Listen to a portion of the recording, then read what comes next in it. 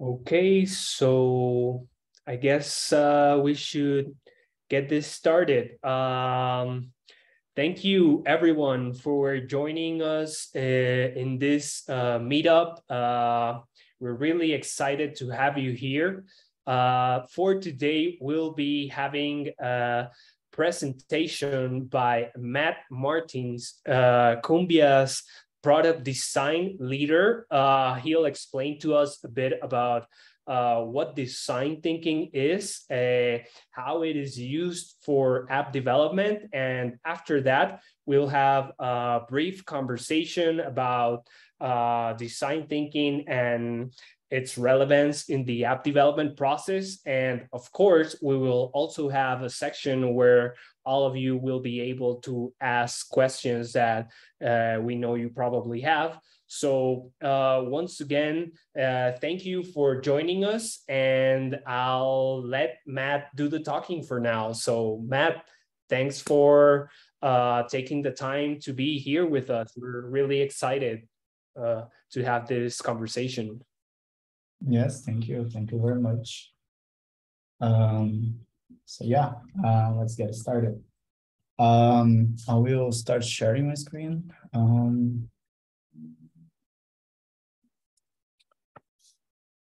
Can you see my screen? Yes. Awesome. So yeah, perfect. Okay, so as Rick was saying before, we are here today to talk about design thinking. And actually, it's going to be a really brief conversation just to put also everyone on the same page. And the big topic of this presentation is if the design thinking is still relevant for development. So yeah, that's it. I will start introducing myself. I think most of you already know me, but I'm Matt, or Matthew, or Mateus in Portuguese because I'm from Brazil. And I am designer. I used to be a developer before. I love coffee, and I'm product design leader in Colombia. And I'm really proud of it. So yeah, let's starting talking about the design thinking. So I've been doing a lot of research to try to figure out when and why design thinking started. What I found was some books started saying something about design thinking in 1950s and 1960s. But in that time, the term was more for architecture, more for engineering, and the term was way of thinking. So with that, we can already start know what is design thinking because it's not for only designers, it's more than that. And the term design thinking, the way we know nowadays, was Ralph was responsible for doing that. Also, he helped a lot the designers around the world to know and actually to share more ideas, more methods. And he was a really big person inside the design world. And he started this term design thinking around 1980s. So it's something really, really old. But what is design thinking in general, right? Right now, I'm considering as a philosophy for problem solving, and I will explain later why philosophy. But basically, design thinking is, a philosophy that you can divide into big steps. The first one, it's design thing and the right things, which is really important because we need to know for sure that we are designing the right stuff. And the other big step that we can divide it's designing things right. So first of all, we need to know that we are doing it's right. It's the right thing. And also we need to make sure that what we decided to do, we did that right. And usually design thinking is a method or methodology that helps you to focus in one problem and solve that. So that's why was used before by engineers or architects, because was a way to figure out some solutions for certain problem. And that's what we're going to talk today. The designers here on the meeting should already know the steps of the design thinking. But basically, we have 5 steps, which is empathize, define, ideate, prototype, and test. And I will explain a little bit of each one. So on the left, you can see the part that it's the goal, design the right things. And the other part, you can see where we figure out and make sure that we design the right things. So empathize is the first step, and also something that all designers should do. It's the empathize phase or empathize session that we conduct research to develop understanding about some topic or about the context that you are about to join. So it means that we're gonna do research about the industry, we're gonna do research about the laws, if this is the case, we're gonna do research about the market or the competitors. We're gonna take a look on the solutions that already exist on the market, on the industry. And with solution, it means products, services, features, any kind of solution. And also on the empathize part, we designers should look at the users, which is the most important, because in the end, user is going to be the one who's going to use our application. So we need to take a look on the target audience and check their needs, their fears, what they wish, what are they, their behaviors, and what they usually do, and so on. So the empathize, it's really well done and usually done on the first steps of any design session or design method. And that's why, because we need to understand what we're gonna do next. So the next topic or the next step of the design thinking, it's define. So with all information we gathered before on the previous step, the idea on the define is to analyze that and try to combine all your research and see where you can find problems. In this case, on the previous step, usually it's, we can do a lot of, each step here is going to have tools, it's going to have methods, internal methods. But the thing of define is to figure out what is the problem, what is the existing problems that that users are facing on the current scenario or the current environment. So we can find gaps that others, like competitors, are not, they are not seeing that. And the idea is to find and define what we're gonna resolve during this design thinking session.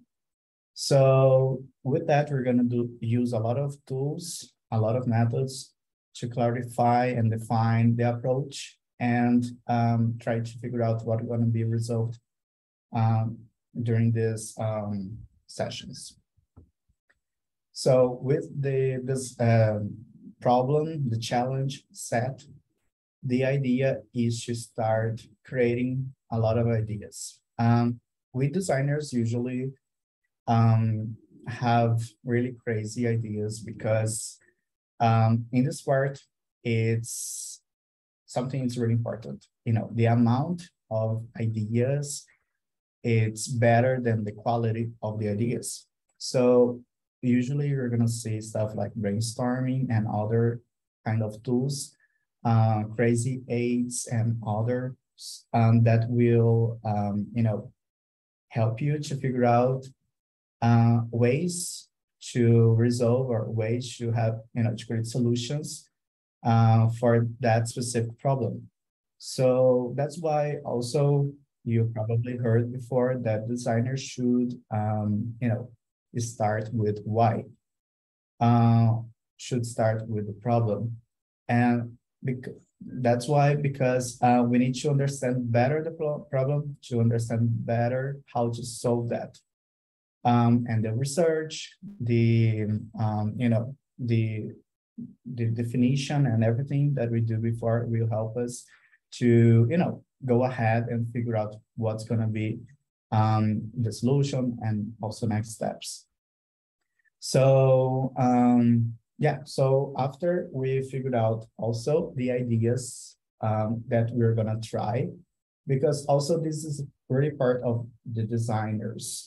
We don't know for sure what we're doing. So we have some time of that we figure out, that we brainstorm, that we create a huge amount of ideas, but actually we need to test, we need to prototype, we need to check.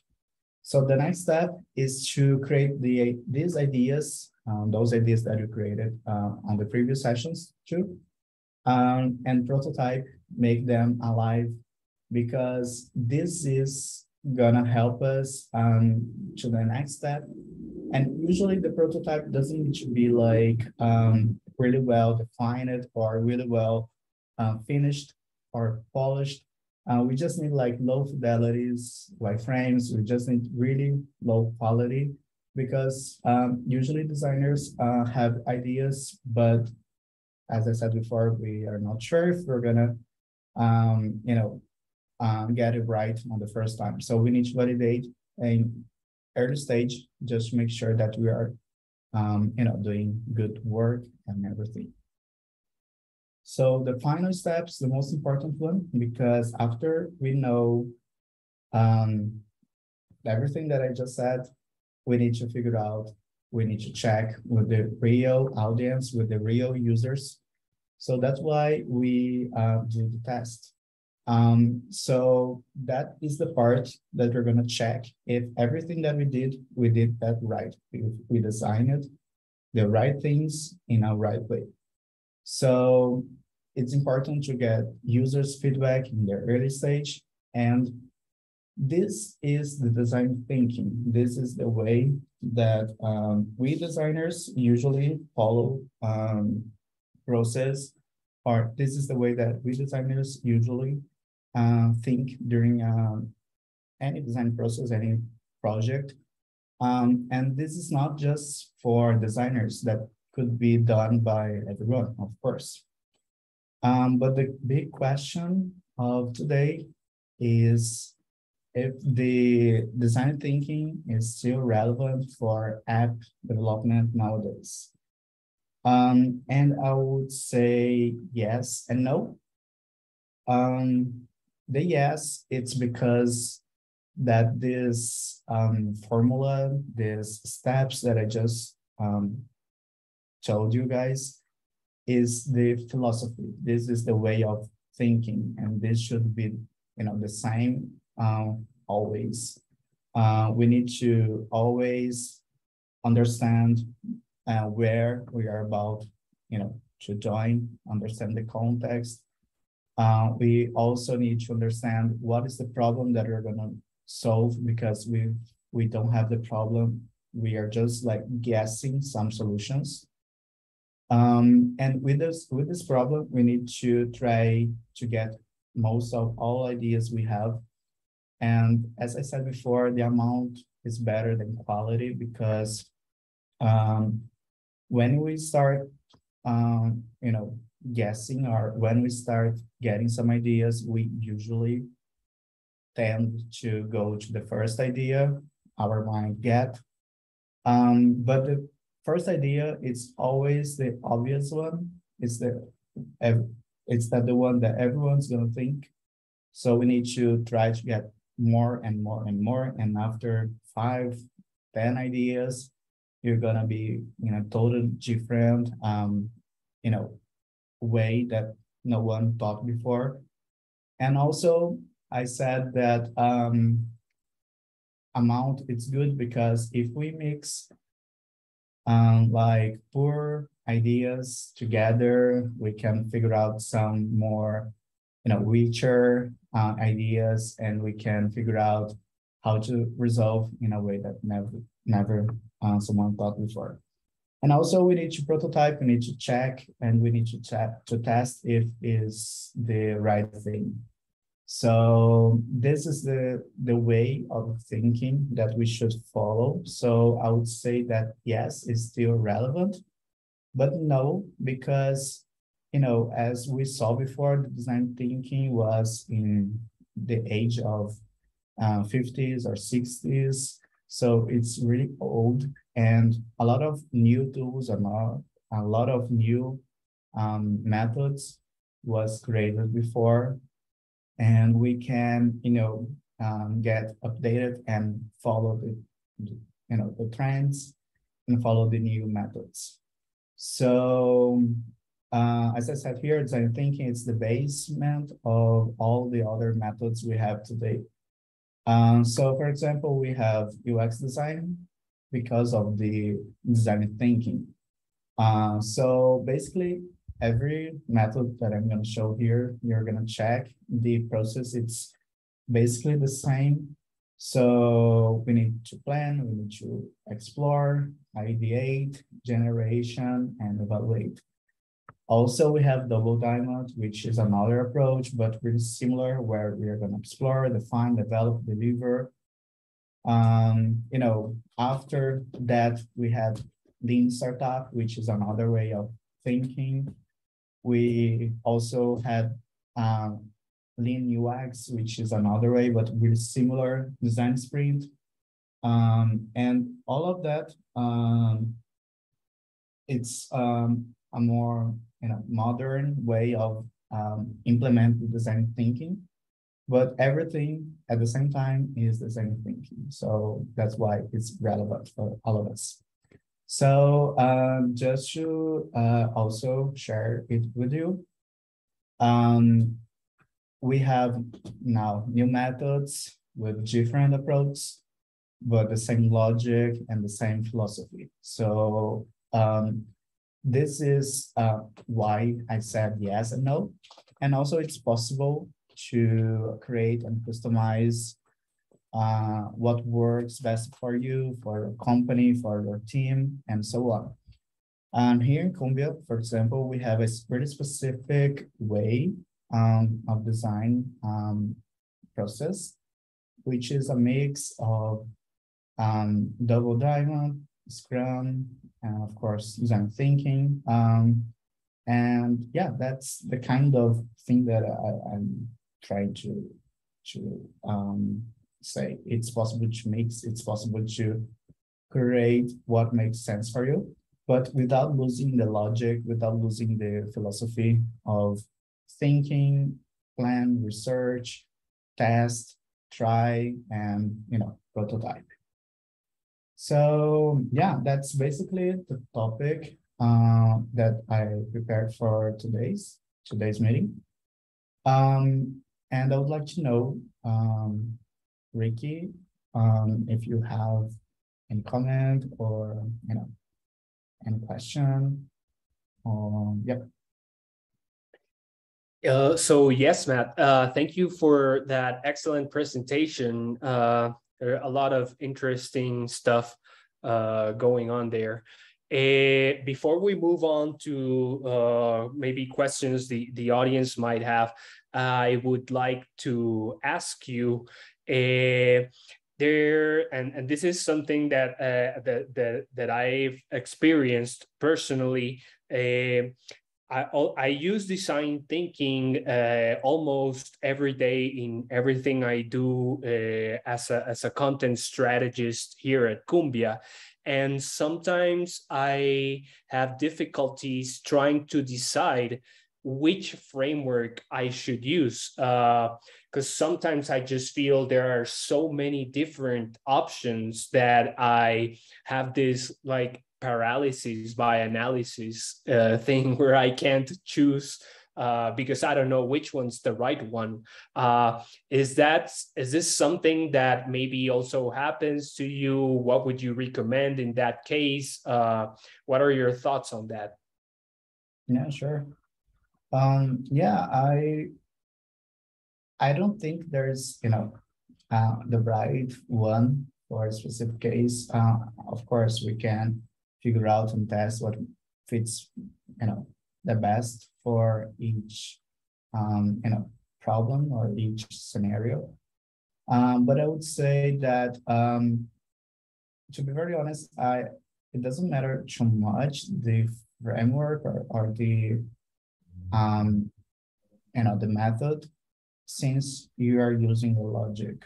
So if you, for example, use double diamond, which is this one here, we're gonna see that we have specifically this shape because the idea it's always try to get the most of it in the first step and then try to have some kind of funnel or a kind of way that you can filter those ideas. But at the same time, we're gonna expand again and we're gonna converge again to find also central point. So this is the structure of the design thinking also. So if you also go to design sprint, for example, this is also design thinking, but inside a week. So each day we're gonna do certain amount of exercises or methods. But also we have a new design sprint, which is not one entire week anymore, it's just like 4 days of week. So the things is constantly changing. But what I would say, if you keep the same logic of check and research and guess some ideas and find the problem that we're trying to solve and test, this is the one that you should follow.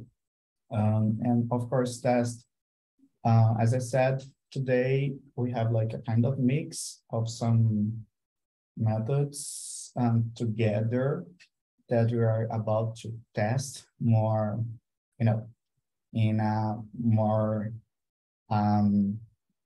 relevant way, because we've been testing and trying a new approach for the design process in Cumbia. So right now you're like mixing Scrum and on the Sprint Zero, a lot of, activities, and try to follow some structure of the double diamond on the first sprint. So yeah, test and see what makes more sense for you, since you follow the same logic and the same philosophy. Okay, cool. Yeah, I think that's pretty useful, right? Because as I said, sometimes I feel like there's so many options. So I guess it's good to know that as long as the fundamentals of the methodology are based on design thinking, then it's good. So yeah, I guess that's very comforting, to put it somehow. And I would also like to ask you, Matt, design thinking seems to be very flexible in the sense that it can be used in a different number of industries, or maybe even applied to different areas, right? So where does design thinking draw the line? I mean, or to put it in a different way, where do you think design thinking cannot be implemented if there is such thing? No. Yeah, actually, it's an interesting question because to be very honest, now, as designer in 2022, it's something really, it's kind of really well fixed on my mind that we have that as a way of thinking and also almost the way of living. So I'm not sure if we don't have any case that we cannot apply, design thinking. But also something to say, it's design thinking, it's a process that should not be done by just the designer or just by one specific person. Would be nice always have more people contributing during the process. So different industries or different areas inside the industry, it's nice to, collaborate during the whole process.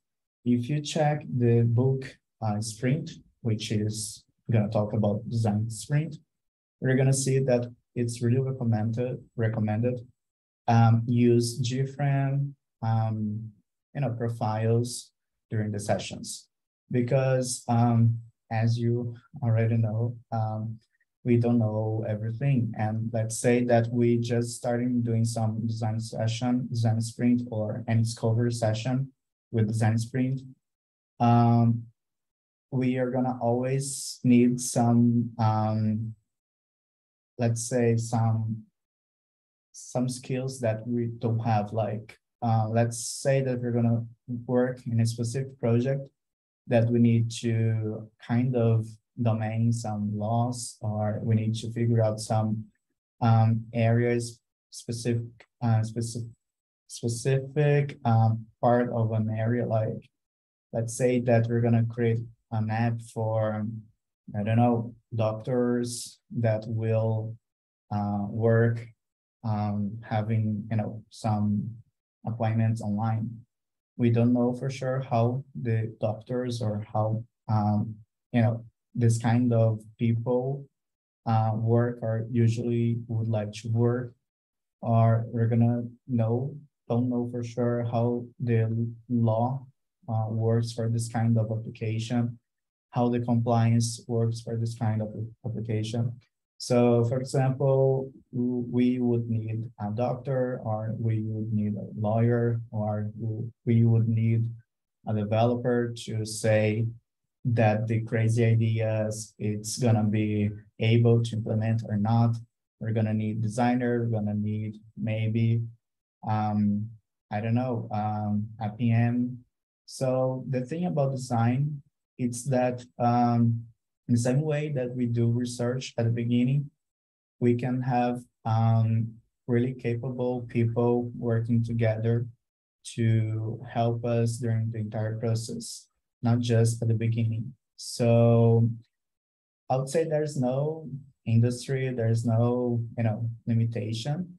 I would say that everyone is really welcome, because everyone can collaborate with backgrounds and make a really more realistic and useful application in the end. Okay, great. Yeah. And I think that that what you just said, it aligns perfectly with app development, right? Because building an app isn't just something you do like in a linear, straightforward way, right? There's like a lot of research, like a lot of iterations also. I wonder how popular design thinking is among developers. I sometimes feel like building apps is such a technical thing that maybe thinking about things in terms of design is not the number one priority sometimes. So yeah, that's something that keeps me intrigued. I think we have already a question here from our audience. Maybe we should just address it. So Daniela asks, how do you choose the best methodology for each project? Do you always start from the beginning? Yeah. Okay. For this one, I would suggest to design sprint, because design sprint, I don't know if you already searched or heard of it, but is a design method created by Google. And they created this method because they would like to launch new and really fast ideas in an entire week. As you probably, you guys of technology already know, most of the time we spend too many weeks or too many months or even years trying to figure out and create an application, and then make the application, in production after years, and maybe it's not exactly what people would like to see. And we spend a lot of time, a lot of effort trying to figure out something. So if you want to do things really fast and you'd like to do things from the beginning, I would suggest you follow design sprint that you can actually test and have something in the end of Friday running and validated by users. Also, another thing that I would suggest you is the double diamond, which is a really similar structure of the design, sprint. But the thing here is that we have also a Discover, workshop or Discover session that we will explore, define, develop, and deliver in a short time. So the ones that I would go would be double diamond and design sprint. Okay, cool. Interesting. Yeah, the double diamond is always a good choice, right? Yeah. So I don't know if we have maybe other questions from our audience. Okay, so Gregory asks, what tools do you use? We have question. really a big tool set that we can use. So each phase we have tools to use, of course. So for example, for map, this is the first one, which is we're gonna be research and everything. We can do research with real users, so which means interviews, which means shadowing, which is when a designer actually watch someone doing certain activities. We can also do some surveys and try to figure out something from a really huge number of people. Also, for competitors, we usually use, benchmark, which is a kind of research tool to check some specific, features or specific way that they, how they it's seen on the market, on the industries. So for example, sketching, this part, we can use a lot of papers and pencils, with crazy aids, with some kind of way to create ideas and also post-its. Nowadays that we have this remote first, thing because of the pandemic, most of the time we use other boards like Miro or even Figma Jam So there's a lot of tools and a lot of things done to help us to create brainstorm sessions and so on. Also for prototype, also for design side, we can use any tool of design such as Figma, which is the one that we use in Columbia, but also it's possible to use Adobe XD or Sketch. And even it's possible to validate things with PowerPoint or, Keynote, really small, fidelity stuff. And for testing, it's really nice and really welcome actually have interviews, user testing interviews, face to face, and encourage people to say what they think about some application or what went well or what doesn't went well. So yeah, we have literally a lot of tools that we can use. Right now, we have like a list of around 60 tools for the entire process. So there's a lot of ways to get the same information or to get different informations from the same, different perspective from the same, starting point. Okay, we also have a question from Catherine who asks, how do you find time in your schedule to use design thinking? Oh, yeah, that's a really good question. In this case, we encourage our designers do the maximum as possible on the sprint zero phase, which is a time that we are setting and preparing a lot of things to start the first sprint, which means sprint one. And depending of the problem or depending of the tools that we're going to use, one entire sprint can be enough, since we can do like design sprint in an entire week. But yeah, it's hard to say because there's other variables like budget or deadlines and other stuff.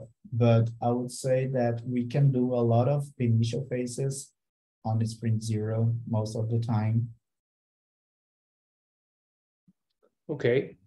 And last question for the moment from our audience is Mariana, who says, for me, the most difficult part of the design process is the beginning. What do you recommend to start with the process of design thinking? Yeah, the first part is research. So usually I try to make some research about the industry. So I try, I don't know, let's suppose that we're going to create application for, I don't know, for banking. So I will try to open Google and try to find competitors, try to find what's going on the banking environment or some online, online banking, some digital banks, which usually it's more disruptive, and also some traditional ones. So I think a good start would be look where or things that already exist, because this is gonna give you some kind of reference, and also it's gonna help you to start thinking or start checking good standards are, maybe it's not that good, but this is the standard that the market follows because of something, because should be this way. So I would start searching by competitors and try to figure out also the good practices or even what is really repetitive. Let's say that there is a kind of specifically sign up flow that repeats for, I don't know, 10 of 10 competitors. So that should be like also an standard, if it makes sense. So I think this is a good way of getting started. Okay, cool. Yeah, I think that makes a lot of sense. So I think we ran out of questions from our audience. If anyone else has a question, now's the time to share it here on the chat. Otherwise, I think we can start maybe wrapping up, Matt. For everyone who joined or everyone who sees this video once we upload it to our channel, we also want to invite you to check out our open positions in our careers page. You can go into cumbia.com or also just follow us on social media. We are constantly hiring and we'd love you to join our team. Again, thanks to everyone who joined into the conversation. I really enjoyed it. I hope everyone else also did. And Matt, thank you once again for this great presentation and for sharing your insights about design thinking with us. Yes, thank you very much for everyone here. And I'm glad to kind of share a little bit of what we do, because most of the time it's hard to, to know exactly what designers do before actually changing color or typography. But there's a really entire road of possibilities and things that we do to ensure that we are designing the right things in the right way. So that's the part of our work, and I'm really glad to share with you a little part of it. And I hope also that we can, at a certain point, go deeper in some other methods or process or tools that we use in a day-to-day. Yes, for sure. We'll just have to schedule a second design thinking event or design event for the future. So yeah, once again, remember to follow us on social media so that you're always up to date with our events. And Matt, again, thank you. I hope you all have a great night and hope to see you soon. Yes, thank you. Thank you very much. Okay, bye. Bye.